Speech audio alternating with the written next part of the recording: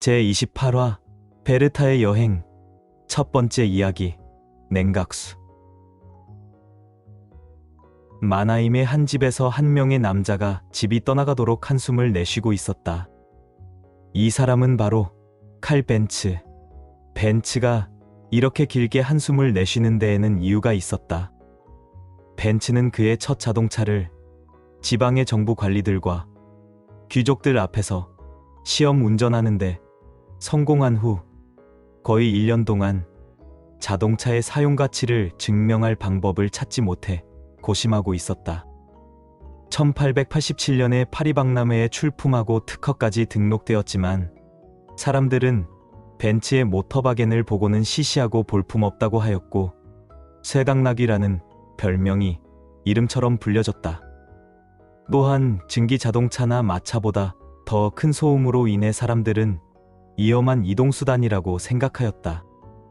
그래서 벤츠의 모터바겐은 거의 창고에 있었다. 대부분의 발명가 또는 설계자들처럼 벤츠 역시 판매술에는 자신이 없었던 것이었다. 베르타는 남편의 우유부단한 태도를 보고 1888년 여름부터 남편의 발명품을 실용화하기 위한 두 가지 일을 몰래 계획하기 시작했다. 첫째는 앞으로 이 세상을 변혁시킬 수 있는 남편의 자동차를 위해 세상의 이목을 끌어들일 흥미거리를 만드는 것이었다.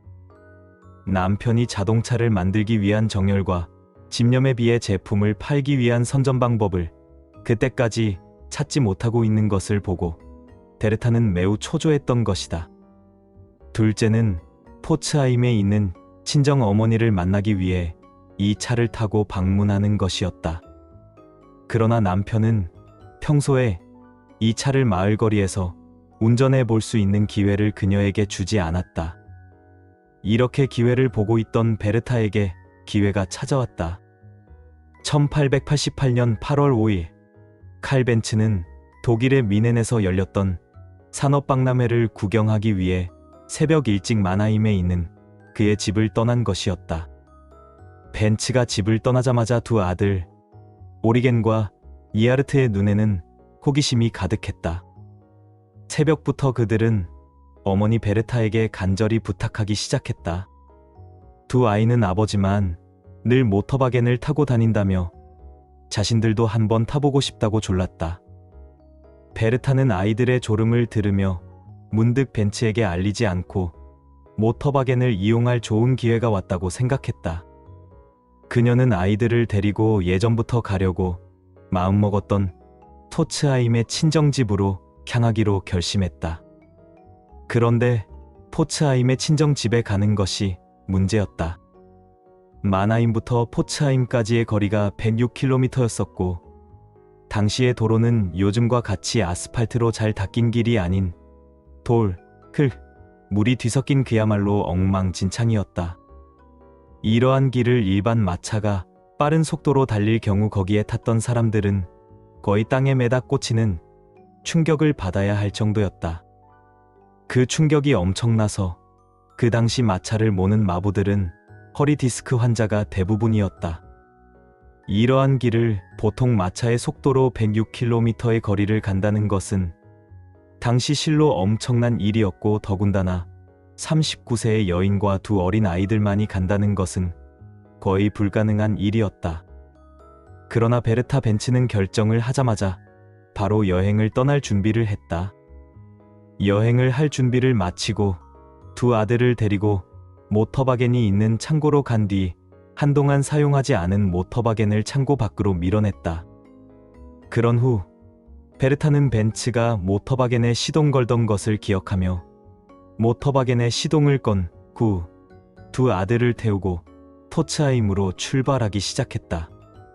마나임을 빠져나가 지나는 마을마다 말이 끌지도 않는 조그만 쇠마차가 증기 자동차처럼 굴뚝도 없이 쿵쿵거리는 이상한 소리를 내면서 제 스스로 달려가는 것을 생전 처음 본 사람들은 기절초풍을 했다.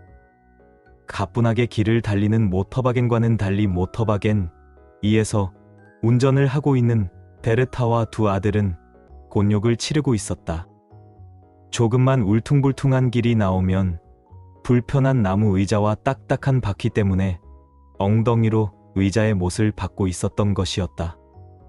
당시 마차나 자동차에는 쿠션이라는 것이 없어서 먼 길을 갈 때에는 무척이나 힘들었었다. 그러나 벤츠가 만든 모터바겐의 막대기식 핸들을 잡고 여행을 가는 베르타와 두 명의 아들은 너무나 즐거워했다. 그러나 이들은 곧 엄청난 일들이 일어나게 된다. 베르타는 모터바겐을 끌고 마나임을 출발한 지 1시간쯤 지났다.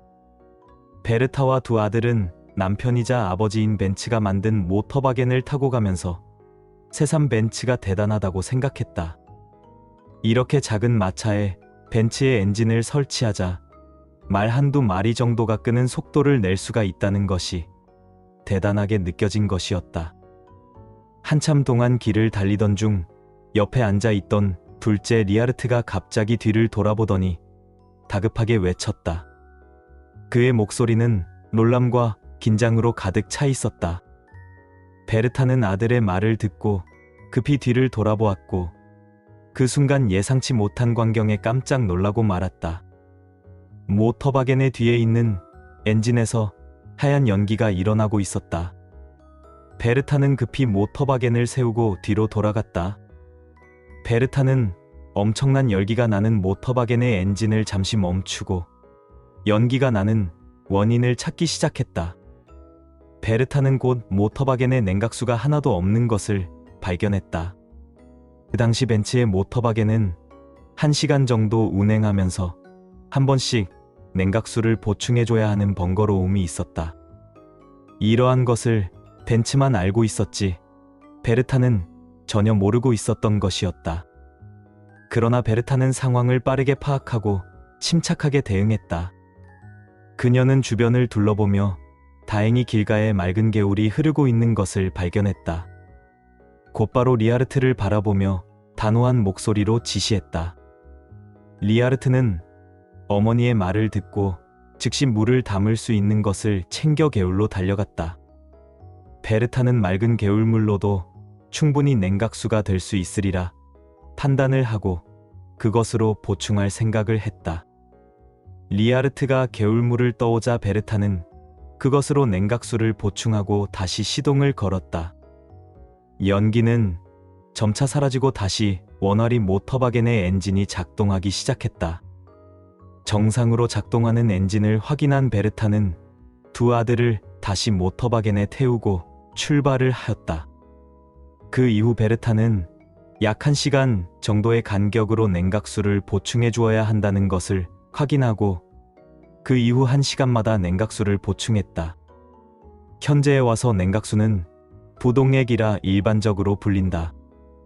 말 그대로 얼지 않은 액체라는 것인데 부동액이 나오기 전에 냉각수는 겨울에 얼어버려서 자동차 운행을 못하는 큰 낭패를 보기도 했었다. 이 부동액은 보통 1에서 2년에 한 번씩 교체해주면 되는데 정기적으로 교체해주지 않으면 차량의 수명을 단축시킬 수 있다.